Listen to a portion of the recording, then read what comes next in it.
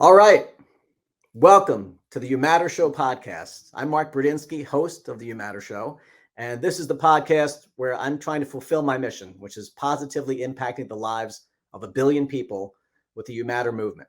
And the reason You Matter is important, if you ever heard the quote from philosopher and psychologist William James, he said that the deepest principle of human nature is the craving to be appreciated.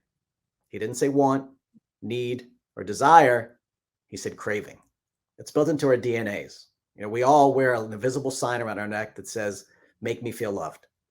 And I really want to impact people and touch them in a way that they'll never forget and that matters to them because they matter to me and you matter. So I'm thrilled beyond belief tonight or today, whatever time you're listening to this, to have our special guest, Heidi-Marie Ferren. Welcome, Heidi, first of all. Thank you. Thank you for having me. I love your show. So thank you. Thank you. It's such a pleasure to have you. I was looking at your resume. We were talking right before the broadcast here, and you've done some incredible things. Like, it's a wow factor. I mean, writer, producer, actress, vocalist, public speaker, Miss USO. And here's the thing, because we'll talk about the beginnings, but this is what I believe. The people that have the hardest road in life shine the brightest. And it's obvious, like the glow, the accomplishments, you're beautiful. Those who are not watching can't see that, but they'll certainly hear your voice, beautiful as well. When you have a really hard road, I'm telling you that the most beautiful people, they become the most beautiful people in heart, in soul, in mind, in body. So welcome, Heidi. Thrilled to have you. Thank you. Thank you very much. And I usually start with two questions. Go ahead. Oh, no, I think that, some of the greatest people I've ever known have been through some of the most terrible things. So I think, thank you for saying that, but I agree. Yeah, my friend Rob Commodores, which is how we met, has a show called Chiseled. You get chiseled by all that, right? It's a path and it's a journey, and it builds muscles and it builds resolve and it builds beauty as well, especially in the soul. So I usually ask these two questions to begin, which is, what would you consider your greatest accomplishment and the greatest challenge in life? So let's roll off some of these accomplishments first. Tell everyone a little bit about you, what you've done in the industry, and what you've done since you've become an adult. I don't know if we ever really become adults, do we? No, I'm not. No way. It's way more fun to not be an adult. What all have I done? I am all of the things that you listed off. And I'm a actor, writer, producer, and the last and longest reigning Miss USO. So I'm the last one there will ever be, which is a huge honor of my life. So I performed for military all over the world and their families, and helped support them however I could, from running marathons to building bicycles to performing in Times Square New Year's Eve before Lady Gaga.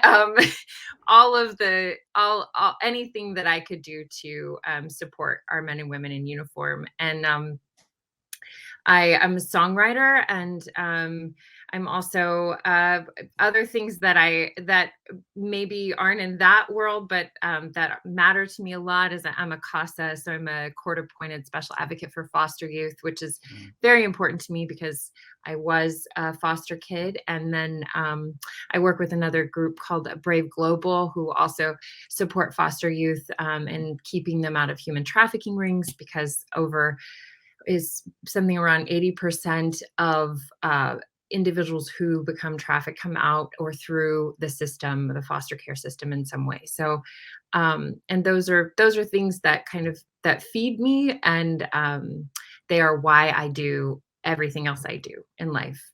So you have a big purpose, which is very admirable. And I saw that you are part Cherokee, part Polish.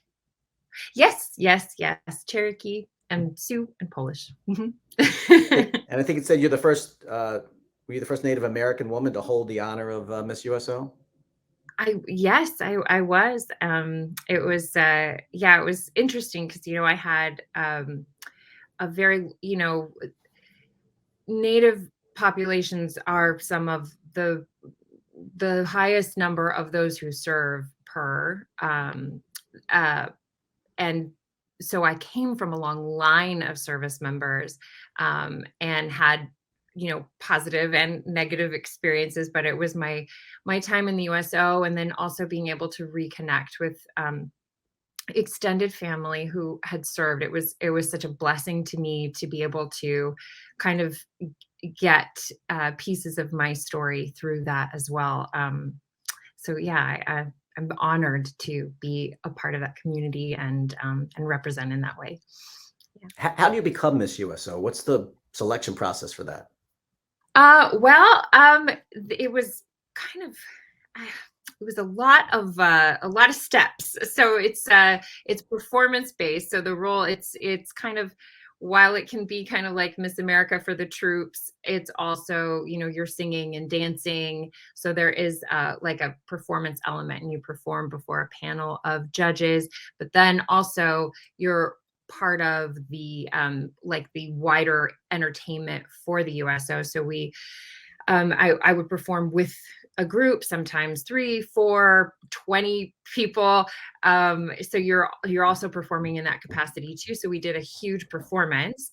There's also a vote, and then also a worldwide vote. So service members and forward operating bases were also able to cast a vote in the selection process as well. So yeah, but they it's done now. They don't do that anymore, sadly. But yeah, so it was a lot of steps, but unbelievable honor to have gotten to do that as long as I got to do it too. So Yeah, 5 years, and you're the last one, so you carry that crown, right? Last one yeah, there'll and probably ever still, be. yeah,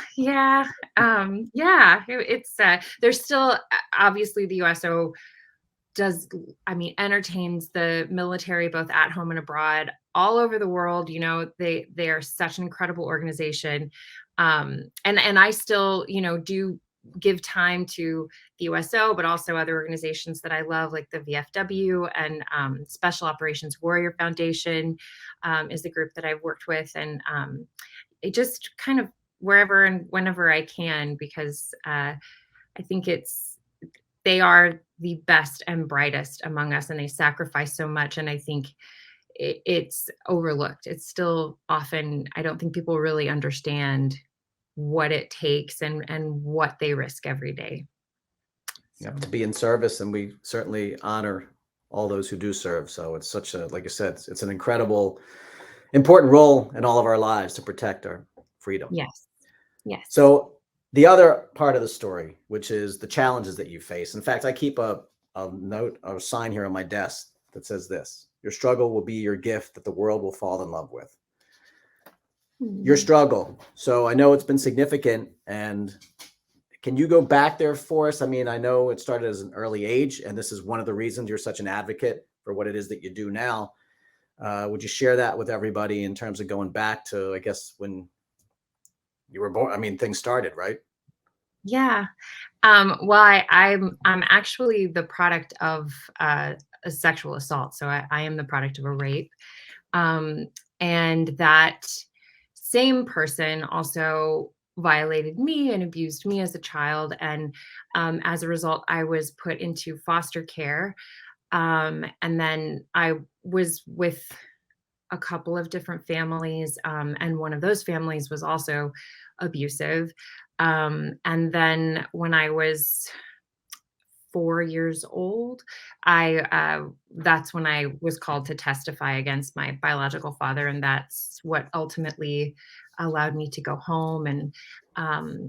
And from there, things were not a walk in the park from there. It was such a wonderful, I mean, my mother is everything to me, and I am her caregiver now, and it has been a challenge, but also an incredible gift to be able to have the relationship that I have with her, and so into her life the way she did for me, because I don't look back at any of that or any of the challenges that came after as being.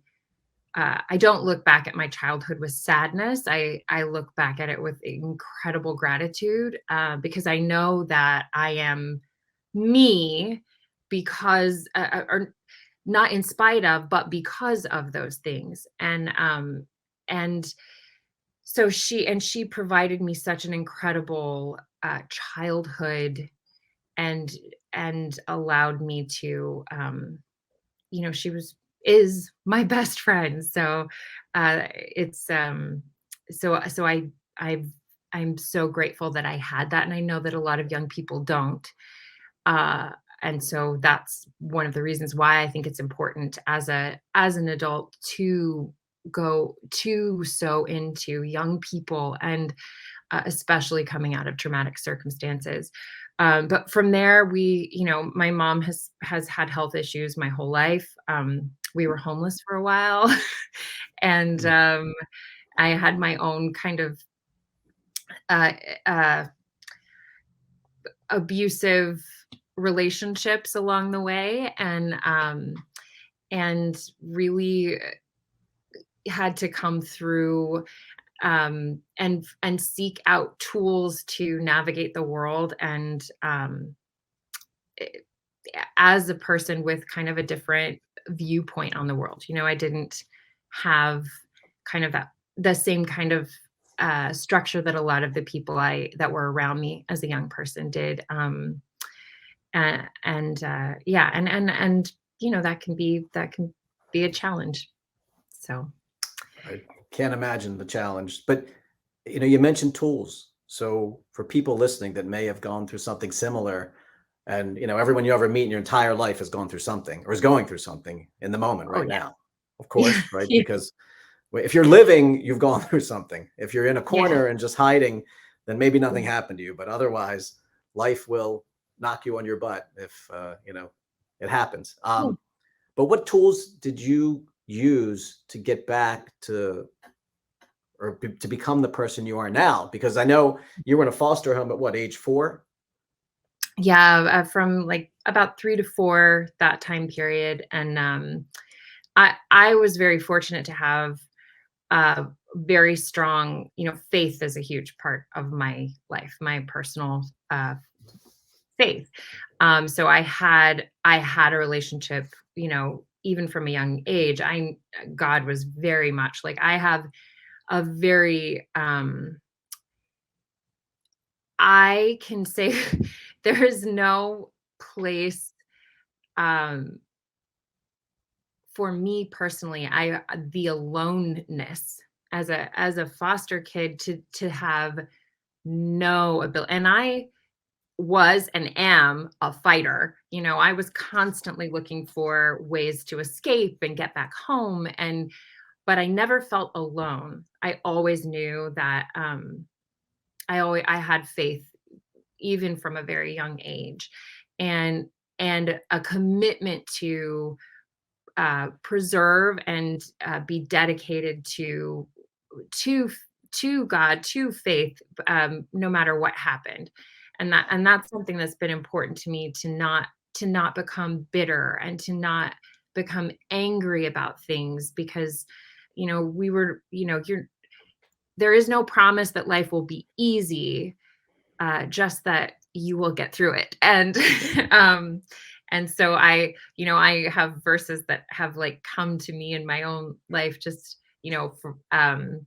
faith of a mustard seed. And then most recently during the pandemic, one that was very important to me was, for I know the plans I have for you, plans to prosper you and not to harm you, plans to give you hope and a future. It's Jeremiah. And that all things work together for good for them that love the Lord and are called according to his purposes. And that one specifically, like, is so important, because it's all things. It's not the good. It's like the good, the things we call bad, all of it works together for good. And I believe that firmly. So that has been my own rock of understanding and survival.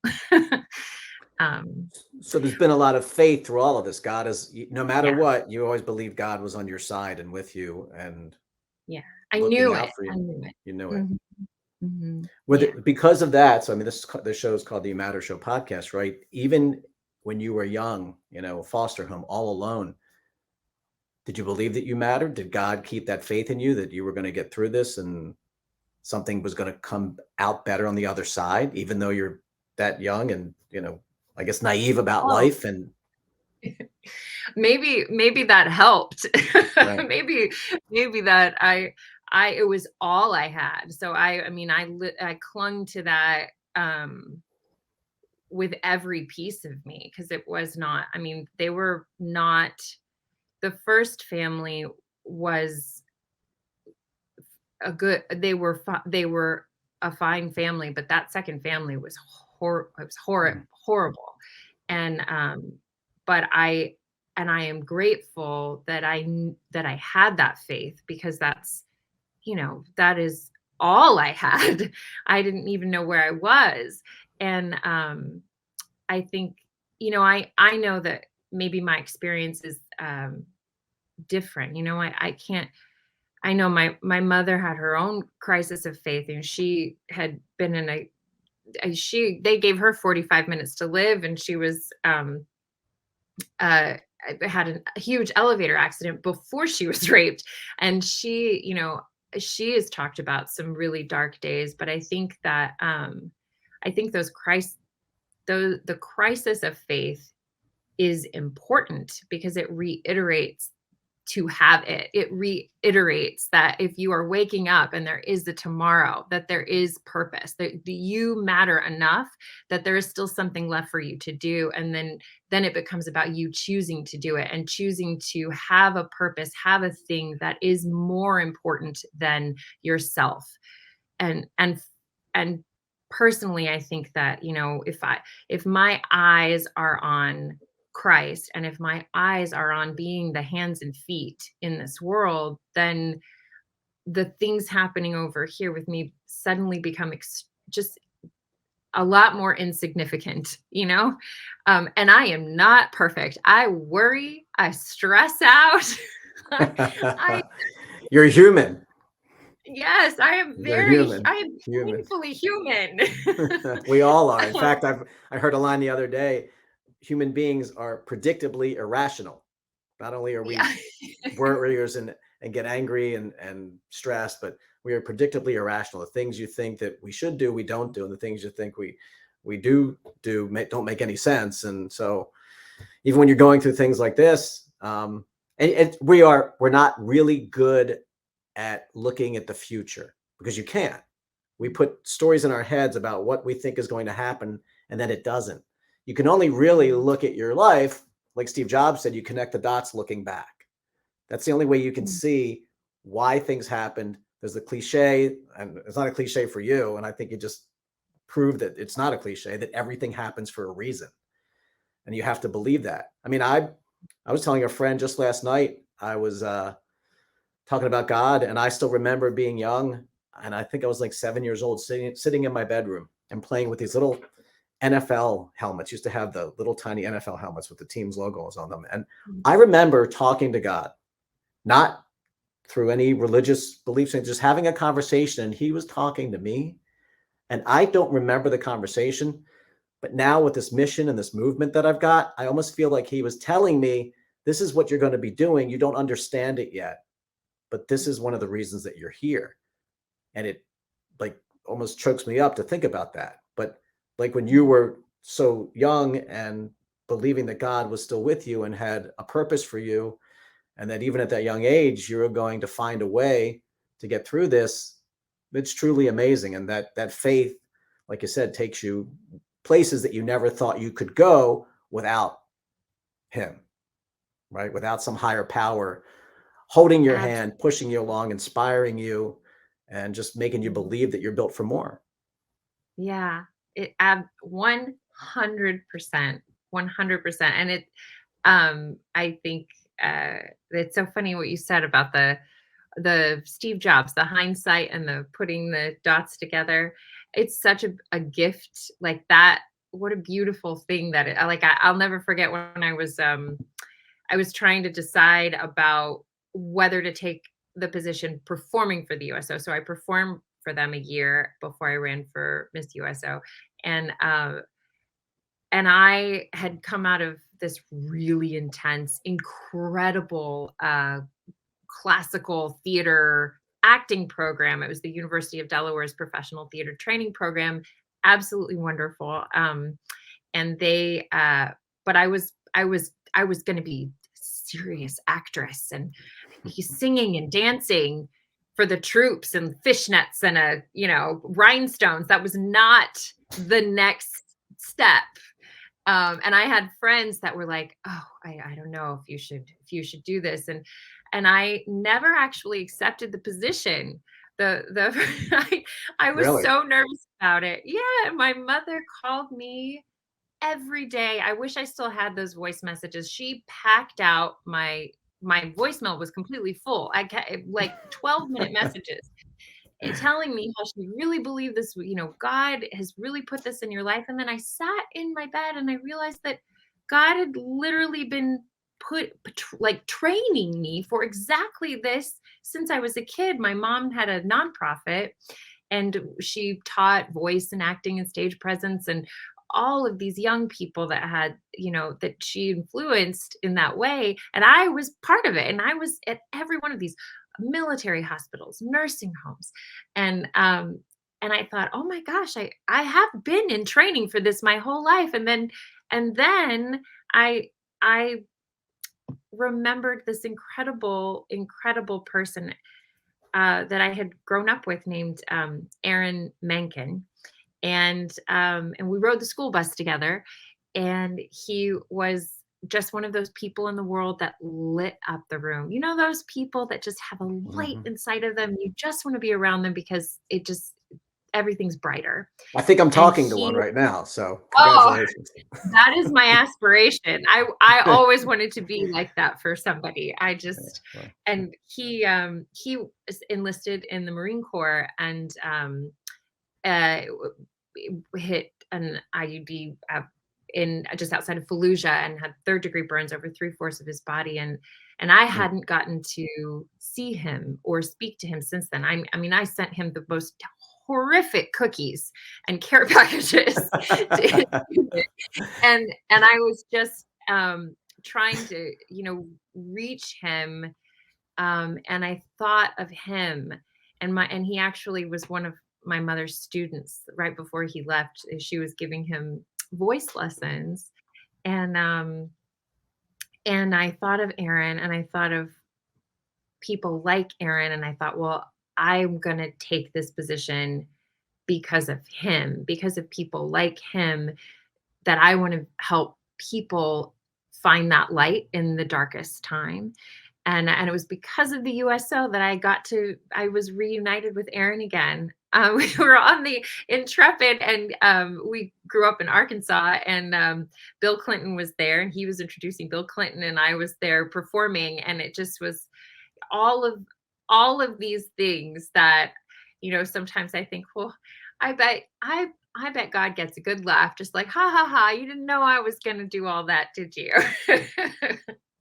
well, yeah. um, What's the line? There's no such thing as a coincidence. It's God being anonymous, right? yeah. Stepping in. Like you said, you can't know someone you met years before comes back into your life in a certain way, and Yeah. you can't predict it. And then it happens, and you're like, wow. Then you look back and you're like, this is why this happened. This is why this happened. This is why this happened. And that's why I am where I am now. And it's a beautiful thing when it happens, but the journey is difficult. The journey Mm. has, God lays out all these tests in front of you to say, hey, how are you going to survive this? I know I have a plan for you, and I know I'm going to get you to a place that's going to be beautiful and inspire and help other people and change other people's lives. But I'm not going to make it easy, because the more I Mm. test you, the stronger you'll be when you get there. And the people that you need, they're impacting now and affecting now, need you to be as strong as you are today. Right? Yes, yes, yes, and amen. Yeah, Yeah. yeah. I got to ask you a question here about your recording credits, because I was looking at your list here. So you Oh, recorded with Lee Greenwood. I love music. I have to talk about this. Lee Greenwood, oh, Patti LaBelle, Joan Jett, Lady Gaga, and for all our Swiftie fans here, Taylor Swift. Right. So what's yeah. that I like? Oh my goodness, they were. Well, I performed with all of those people, and I want to say, like, one of the most Lee Greenwood is such a phenomenal artist. He is so skilled and so talented, and I will never forget. Was performing in this enormous stadium. He got on that stage with a keyboard and him and a keyboard. That's it. And the entire place was captivated and screaming. It was one of the most like just heartwarming, prolific performances I have ever seen. And I just think he's such an incredible talent. And same with Taylor Swift, who was so warm and delightful. And I actually got to spend time with her dad. We were sharing a space heater, and Where it was were you? we were at Times Square. It Oh was gosh. 19 below zero. We were freezing.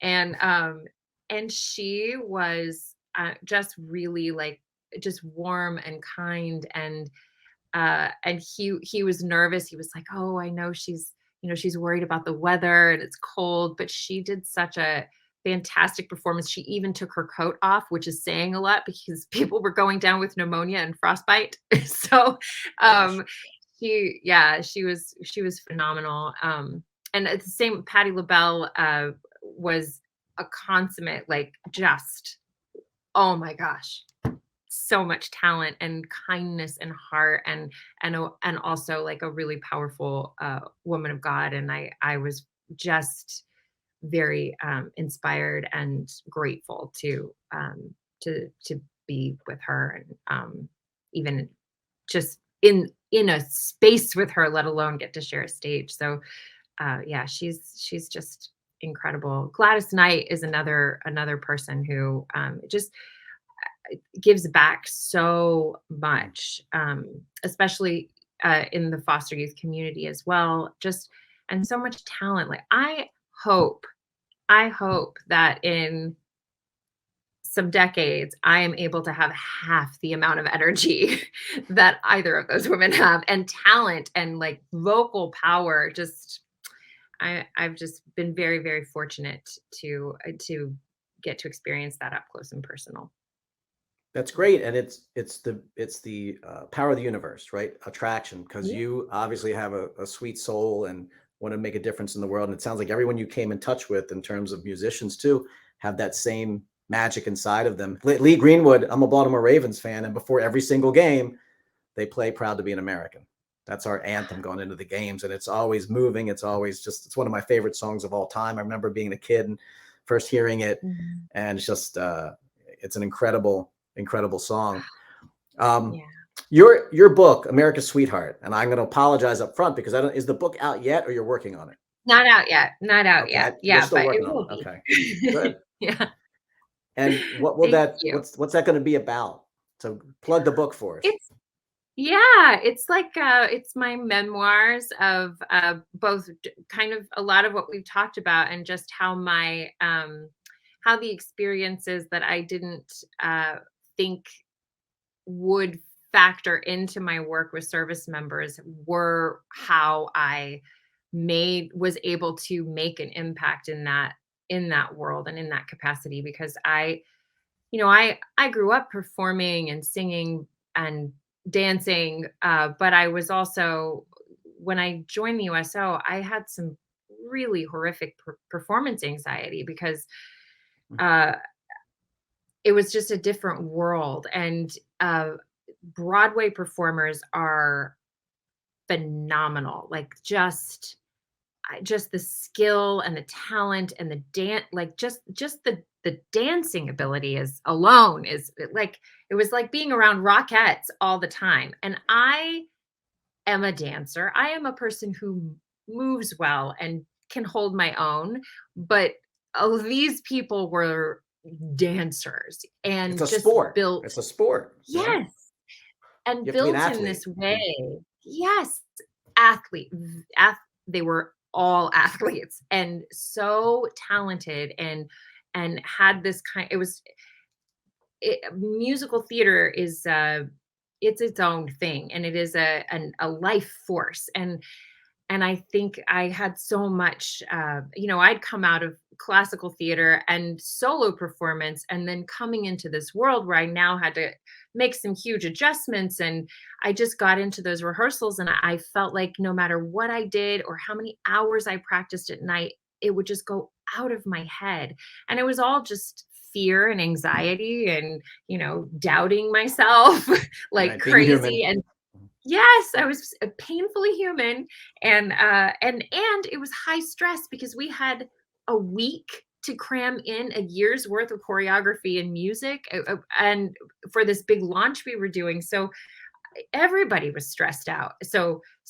Compile all of that, and then it was, every performance was a new thing. We could be, at a park on a standing on a bench and singing, or in the Middle East, or at Times Square. You never knew what you were going to get. It was always a new challenge. And I found that my my personal connection and experience and heart and time, the time that I could give, was really my calling there. And um, even more so than performance, which I loved. And we had some fantastic choreography. Just very fortunate. The entire team there is phenomenal.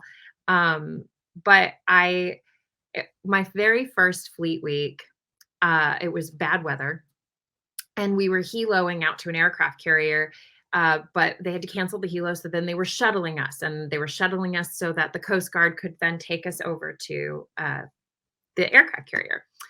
And I remember there was this, big guy, and he was sitting at the back of this shuttle bus, and the rest of the group they were chatting, and I was so tired at the time, but they were all chatting, and I was like, I don't know. And then I saw him, and I thought, well, I'm just going to go hang out back there and see if he wants a friend. And so I just sat there and I said, hi, I'm Heidi. Very nice to meet you. Thanks for being here.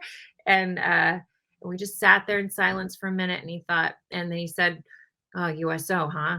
And I said, yeah, USO. And he said, oh, I remember the USO. He said, no, I was serving in Vietnam, and I was honestly about to give up. I'd been in the jungle for, I can't even tell you how long, and I hadn't seen or heard from my family in ages, and I was really on the verge of giving up. And then Bob Hope and Raquel Welch came to perform. And this big guy starts tearing up, and he says, the performance was great. Don't get me wrong, the performance was amazing. But he said, but after the performance, Raquel Welch came down and hung out with us for hours. She shot darts and just hung out with all of us. And he said, it made me remember home. It made me remember that I had a home to go back to, and what we were fighting for. And he said, it changed my life, and I got home because of it. And then that moment really just impressed upon me why I was really there. That, I was worried that maybe singing and dancing, compared to the sacrifices these men and women are making daily, what is the point of that? And that moment made me realize what it was. And that's why I would stay till the very end and dance with people and spend time, because I wanted them to know that they mattered. And that was the most important part to me. There you go. Greatest story ever told on the show, because you can drop the mic on that one, because that was what you and people like Raquel Welch did, which is made those servicemen feel that they mattered. And that made him remember that he had a home, that he wanted to go back there, that he had a life and a purpose, and he wasn't just going to give up. I'm telling you, that's it, right? Everyone's deepest craving in life is to feel that they're appreciated and valued. And so kudos to you for choosing to do that, to live that life. And two more questions, I'll let you go. I really appreciate you volunteering your time to do the podcast. But two more questions. So what led you into the arts? I mean, with everything you've been through, I know your mom, you had something in your blood because your mom's a singer, right? But was Yeah, that yeah. it? Or was it just with everything you've been through, what's the greatest expression of Heidi is to do something artistic, to show your light through the arts, which is very, that's one of the greatest ways in life to show your spirit and your heart is some kind of art you do, whether it's writing, singing, um, painting, whatever that is. What led you to want to become an entertainer? Well, I think at one point in life, I would have liked to, according to my mother, I was a natural. But I saw videos of me screaming on stages as a child. So we know that that's not true. But I really believe that it is that that community, knowing that I am making a difference in the lives of other people, and knowing how much story personally means so much to me and impacted my life. I told this story of Snow White on the witness stand, and that was how they proved that a child can remember quite a lot, actually, an entire golden book of Snow White. But it's what it does for other people. When I was in graduate school, Sandy Robbins talked about how, and Dina Burke, also a fantastic professor of mine, the science behind the voice, that it's fascinating. And this is why theater is so different than film, and why we have underscoring in film as well, that there's something that happens in a live space with when you speak, it physically changes the air. It's a reaction. You're actually vibrating the air around people. And I just thought, what an incredible, like, you're physically changing the makeup of another person. And for me, you think about God speaking the world into existence. And I think our words are so powerful, and the ultimate art of, you're creating. And Shakespeare worked that way. Most of the words he wrote weren't actual words until they were spoken. Words like animal, they were created when they were spoken. And I think that there's just such incredible magic in the ability to change the air that you're sharing with another human being, and physically impact their person, and pour into their lives in a way that could change things forever. People make you watch a story and it changes your heart. You can hear facts all day and it could make you think about something, but it's your heart that makes you change. And I think that that's what art does. It changes your heart. And we're all connected by story. You're absolutely right. And words make a difference. They don't just describe our lives, they define them. And so you're 100% right about the vibrations. I love the way you described that. And so thank you for vibrating yourself all over the world and making a difference in the lives of so many people. Let's be honest, that's what you're doing. Like, you're sharing that vibration, words, music, dance, song, whatever it is, it's vibrating through someone's heart. So last question, Heidi, you shared a lot, and I appreciate you being so real and vulnerable here. For the people that think they don't matter, with everything that you've been through, what would you say to the people that, like the guy you met on that bus, the people that feel that they don't matter? What's your message to those people? You matter to me, and you matter to people that you have no idea about. And you are the change that someone else wants to see in the world. And your choices every day have the power to make a difference in somebody else's life. And I think that alone is proof that you do matter, because you can change someone's life every single day of yours. And you may not even know it yet. Just to follow up with that, you may not know it yet, and you can't always see it, but you are. It's happening, and it could be in the future, it could be right now, it could be someone you're not even in front of. But the fact that you exist in the world makes a difference to all of us. right? Mm. It truly Yeah, does. There's no way it doesn't. So that's appreciate right. your time so much. So what's the actually one more question? What's the most important initiative you have right now that you want to just talk about before we wrap up? Well, okay. So I'm a court-appointed special advocate for foster youth, and there's ICWA is coming up this year. It's being heard by the Supreme Court in November to try to get rid of. It's called the Indigenous Children's Welfare Act, and so that's something that I've really been advocating for to keep in place because it's one of the few things that we have left.